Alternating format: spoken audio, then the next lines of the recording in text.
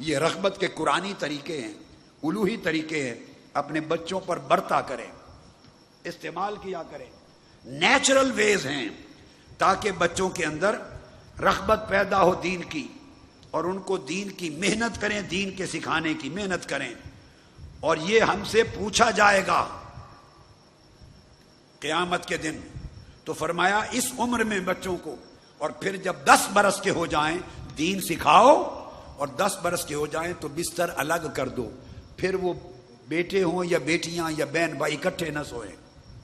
10 बरस की उम्र के बाद उनके बिस्तर अलग अलग बिस्तरों पर सोएं। ये तरबियत में आका अलैहिस्सलाम ने फरमाया।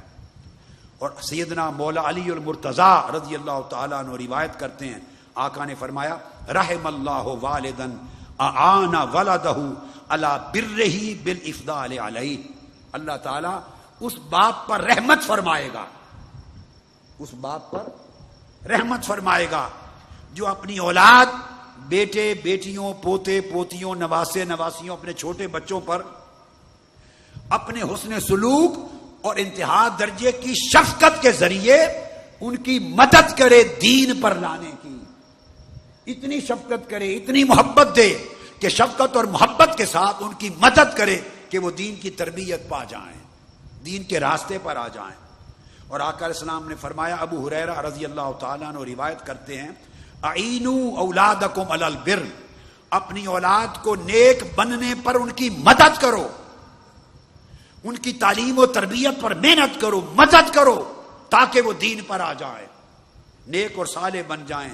फरमाया मन शाअ अस्तखरजल उकूक मिन वलदिही, जो शख्स ये चाहता है कि उसकी औलाद नाफरमान न बने और मेरी औलाद की जिंदगी से नाफरमानी, गुस्ताखी, बेदीनी निकल जाए, अगर चाहता है कि मेरी नाफरमान न बने, तो फिर बचपन से उनकी मदद करे दीन की तरबियत के लिहाज से।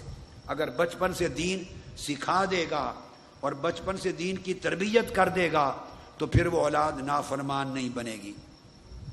आका अलैहिस्सलाम ने फरमाया, औलाद के लिए हुस्न अदब सिखाने और हुस्न तरबियत से बेहतर कोई तोहफा नहीं है जो वालिदैन अपनी औलाद को दे सके। सबसे बड़ा तोहफा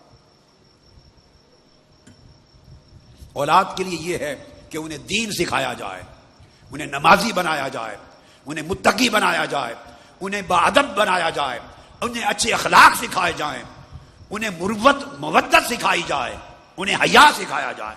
फरमाया हुस्न अदब से बेहतर कोई तोहफा नहीं जो माँ बाप अपनी औलाद को दे सकें। इमाम अहमद ने, इमाम तिरमिज़ी और बैहकी ने रिवायत किया।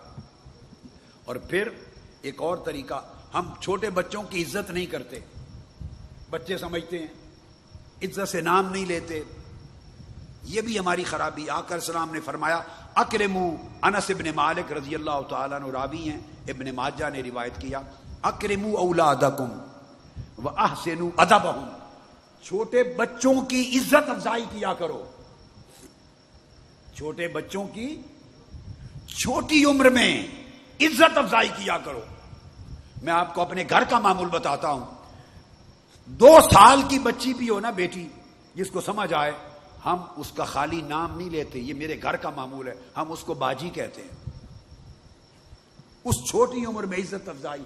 आका ने फरमाया अकरिमू औलादकुम, छोटे बेटे पोते हो, इज्जत अफजाई किया करो। आका ने फरमाया छोटी उम्र की औलाद की इज्जत अफजाई करो, इस तरह उन्हें दूसरों की इज्जत करना आएगा। जब देखेंगे ना मेरे वालिदैन, बाप दादा, मां हमें इज्जत अफजाई करते हैं, वो अपने जैसों की इज्जत करेंगे, दूसरों की करेंगे। इज्जत अफजाई से इकराम, इज्जत करना आता है।